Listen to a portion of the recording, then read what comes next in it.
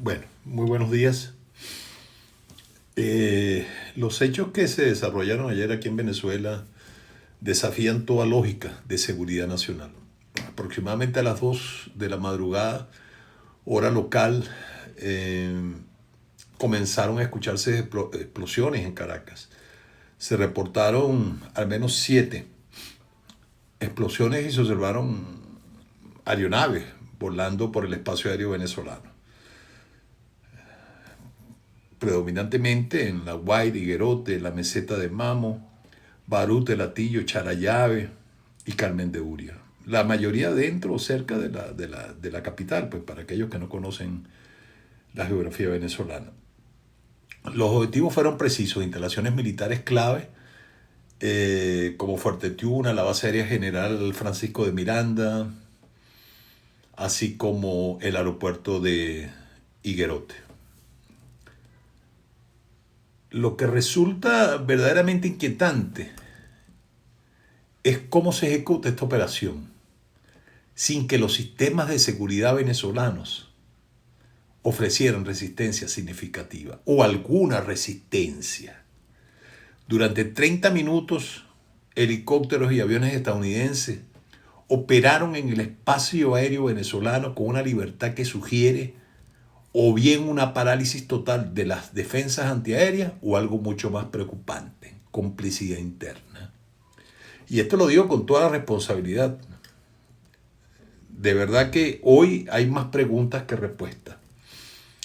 Según reportes de los medios estadounidenses, la operación de capturar al presidente Nicolás Maduro, llevada a cabo por un equipo de los tantos que tienen los Estados Unidos, el Delta Force, una unidad élite de operaciones especiales del ejército norteamericano.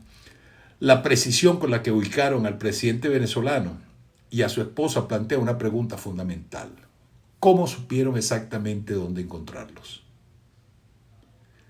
¿Quién proporciona la información? La ausencia de resistencia militar venezolana es uno de los aspectos más desconcertantes. Venezuela cuenta con sistemas antiaéreos de defensa rusos, chinos, radares de vigilancia y una Fuerza Armada que al menos en el papel debería haber detectado y dar respuesta a esta incursión. El silencio de los sistemas durante la operación es ensordecedor, definitivamente. La vicepresidenta de Venezuela, hasta el día de ayer, Delcy Rodríguez, hoy presidenta encargada, confirmó lo que era inconfirmable. Tanto el presidente Maduro como su esposa no se encontraban en el país y exigió una prueba de vida inmediata. O sea, exigir una prueba de vida para quienes los han secuestrado. ¿Cuál es el sentido de pedir una prueba de vida? Esta admisión oficial desde nuestro gobierno, añade una capa adicional de misterio. Si el gobierno no supo dónde estaba el presidente durante y después de la operación que se realizó, ¿qué nivel de infiltración o colapso institucional estamos presenciando? El ministro de Defensa, Padrino López, describió los ataques como criminales y prometió un despliegue militar total. Pero sus palabras suenan, con todo el respeto del mundo, suenan huecas frente a una realidad. El presidente fue extraído del país sin que las Fuerzas Armadas pudieran impedirlo.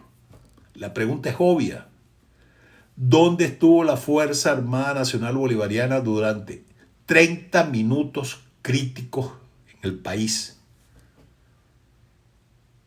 Porque volaron 30 minutos violando nuestro espacio aéreo la aviación norteamericana.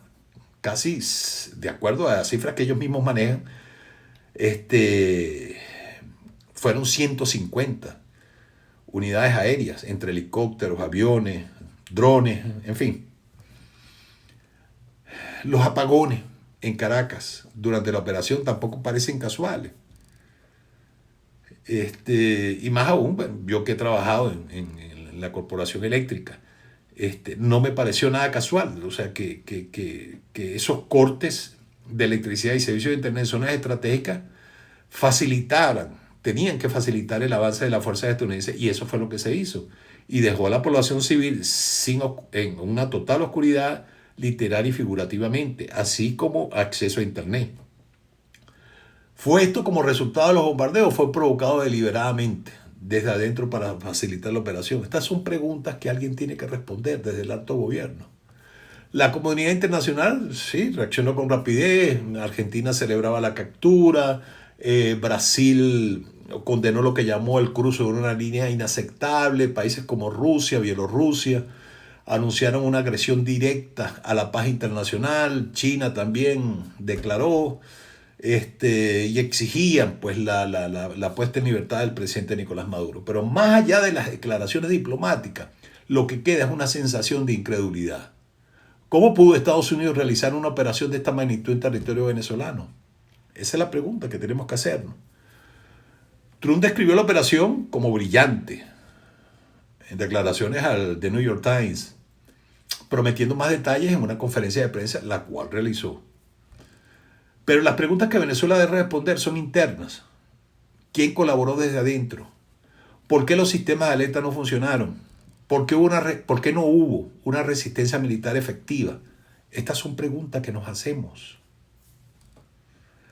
Los venezolanos de a pie.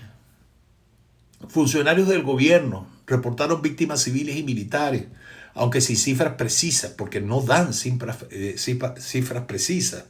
La fiscalía reaccionó víctimas inocentes mortalmente heridas. Pero la falla de información detallada del evento que nos tocó vivir de esa magnitud en sí misma son reveladoras de un estado de caos o de encubrimiento, porque si no te dan cifras, algo está pasando, definitivamente. La operación militar estadounidense se desarrolló en el contexto de lo que Washington llamó la operación Southern Spear, un despliegue naval en el Caribe justificado como falsamente lo llamaron ellos, campaña antinarcótico, donde meses antes de la escalada y posicionamiento de fuerzas culminaron en una acción directa que, según Trump, tenía como objetivo llevar a Maduro a juicio en los Estados Unidos por cargos de narcotráfico. Es cuestión absurda. Y terrorismo. Y apoderarse, y lo que verdaderamente era el interés de Estados Unidos y de Trump, era apoderarse de nuestras riquezas, como en efecto podría suceder si se le permiten. Lo que antes, o lo que ahora, es más importante que las preguntas son respuestas. La facilidad con que se ejecutó esta operación sugiere niveles de infiltración o complicidad que Venezuela deberá investigar. Los sistemas de defensa que fallaron, la inteligencia que permitió localizar al presidente con precisión quirúrgica y la ausencia de resistencia militar apuntan hacia fallas estructurales profundas o, peor aún, una traición interna. El general Dane Carr, jefe del Estado Mayor Conjunto, dijo en una conferencia de prensa que gracias a la información recopilada por el equipo de la CIA e informantes, Estados Unidos sabía dónde se movía el presidente Maduro, qué comía, sus mascotas tenía, qué mascotas tenía. En los preparativos, los comandos de la Fuerza Delta Force ensayaron la extracción dentro de una maqueta a escala real. Oigan bien, se ensayó la extracción en una maqueta real, a escala real, de la casa de seguridad del presidente Maduro, que el equipo conjunto de operaciones especiales había construido en Kentucky. Practicaron atravesar puertas de acero o pasos cada vez más rápidos.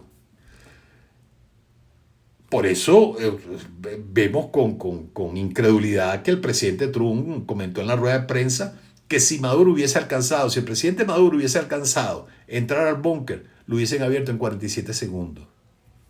Porque para ello llevaban sopletes especiales para derretir el acero de los búnkers. Ahora bien, ¿cómo se sabía de estos búnkers? ¿Cómo tenían toda esta información? En medio del aumento de las tensiones, Maduro, el presidente Maduro, había estado rodando o rotando entre 6 y 8 casas de seguridad. Ahora bien, Estados Unidos, o los que iban a llevar a cabo esta operación, no siempre sabían en dónde pensaba alojarse Maduro. Y no lo sabían porque era hasta bien entrada la noche que se decidía en cuál de las casas de seguridad iban a pernoctar la pareja presidencial. Y para ejecutar esta operación, el ejército estadounidense necesitaba la información precisa de que el presidente Maduro se encontraba en el complejo en el cual habían entrenado en Kentucky. ¿Quién facilita esta información? ¿Quién la facilita? Si el presidente se movilizaba entre 6 y 8 casas de seguridad, ¿cómo se sabe que el presidente Maduro iba a dormir o pernoctar esa noche en la casa de seguridad para la cual habían entrenado en Kentucky en la escala que habían construido a escala real? Esas son preguntas que uno se hace y definitivamente, bueno, tiene que haber complicidad interna. Estados Unidos había tomado otras medidas destinadas a aumentar la presión sobre el presidente Maduro y preparar incluso la incursión para capturarlo. Una semana antes, la CIA había realizado un ataque con drones a una instalación portuaria de Venezuela. Esta información no salió a la luz pública. Durante meses el ejército estadounidense llevó a cabo una campaña legalmente cuestionada que ha destruido decenas de barcos y causado la muerte a no menos de 115 personas en el Caribe y el Pacífico Oriental.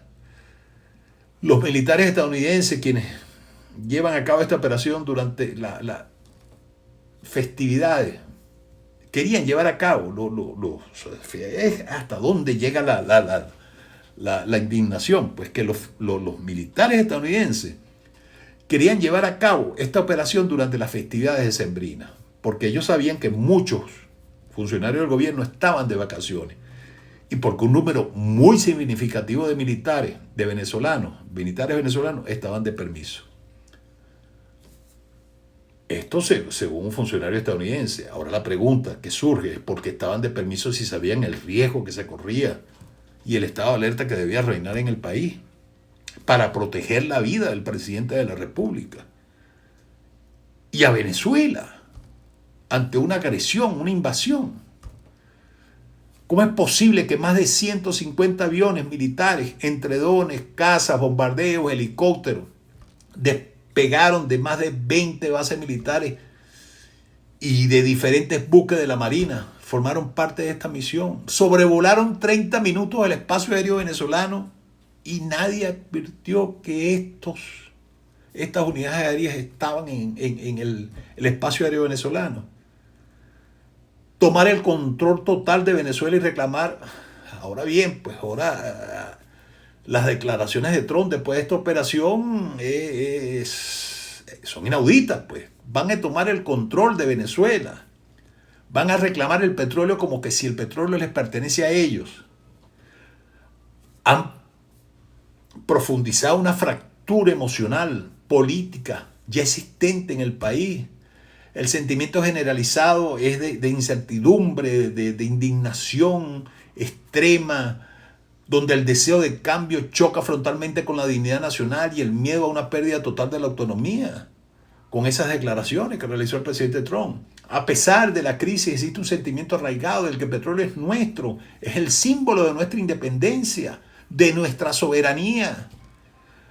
Para muchos ciudadanos, incluso para aquellos que se oponen ferozmente al gobierno del presidente Maduro, escuchar que el crudo les pertenece a los estadounidenses genera una reacción de humillación, de rechazo.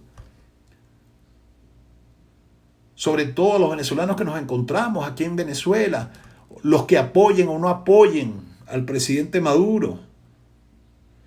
Muchos de los que se encuentran afuera y pidieron la intervención, probablemente no les importe, pero a nosotros sí nos importa los que estamos aquí. Y esto ha generado un sistema, una validación de que el interés extranjero no es el bienestar y nunca lo ha sido de la gente, sino la extracción de nuestros recursos, lo que era el orgullo que históricamente ha sido nacionalista.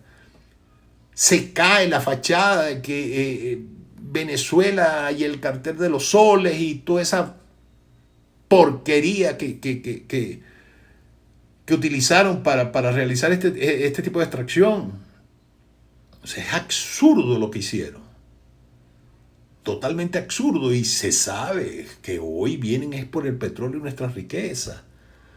Muchos venezolanos sienten que el país ha dejado de ser una nación para convertirse en un tablero de ajedrez donde nosotros somos las piezas sacrificables.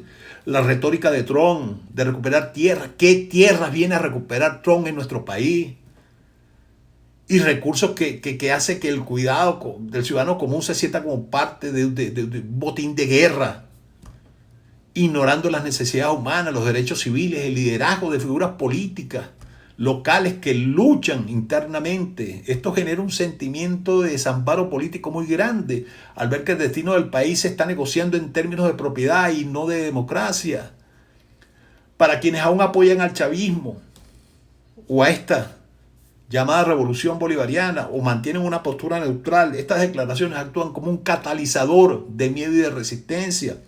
La postura de Trump ha servido a darle la razón al discurso que se ha mantenido desde el gobierno sobre una invasión imperialista y cuáles son los objetivos reales de esta invasión imperialista. Esto crea un clima de tensión social muy grande. Venezuela enfrenta un vacío de poder sin precedentes hoy con el presidente Nicolás Maduro y su esposa en custodia estadounidense. Una vicepresidente ayer y hoy presidenta que admitió desconocer el paradero del presidente de la República. ¿Esto fue una invasión o una extracción acordada? ¿Falla de seguridad o traición calculada? Estas son las preguntas que nos hacemos mucho. Hoy nosotros los venezolanos sentimos una carga de indignación silenciosa pero muy densa, una frustración que no se disipa con decretos ni con retóricas de emergencia. La conmoción no es externa, es interna, es íntima, cotidiana. Nace de la certeza de la que la impunidad se ha normalizado hasta el punto de permitir el secuestro de un presidente legítimo, sin consecuencias reales, sin justicia, sin verdad. Cada anuncio oficial suena vacío frente al dolor acumulado de un país que se siente que la ley no lo protege, que la voluntad popular fue anulada y que la rabia debe tragarse para sobrevivir. El ciudadano común percibe que se le exige resignación con eso de calma y cordura, mientras se le niega la dignidad. Y en este choque entre la memoria y el miedo se gesta un cansancio profundo y peligroso, que no grita, pero tampoco olvida. Yo creo que las estrategias que se están tomando son muy, muy peligrosas, muy peligrosas. Esperemos que con el favor de Dios las cosas mejoren para bien. Las cosas mejoren para bien. Yo no pienso pedir calma y cordura. Hoy mi indignación es total, como la de muchos venezolanos, no digo todos, sino muchos venezolanos que sienten al país, que ven que se pierde nuestra dignidad ante la impunidad de una invasión, de venir, sacar, extraer un presidente legítimo donde la traición pareciera que se ha generalizado. Porque tiene que haber habido traición.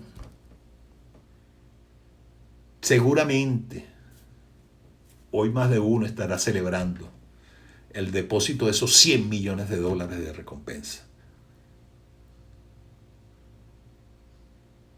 Muchísimas gracias.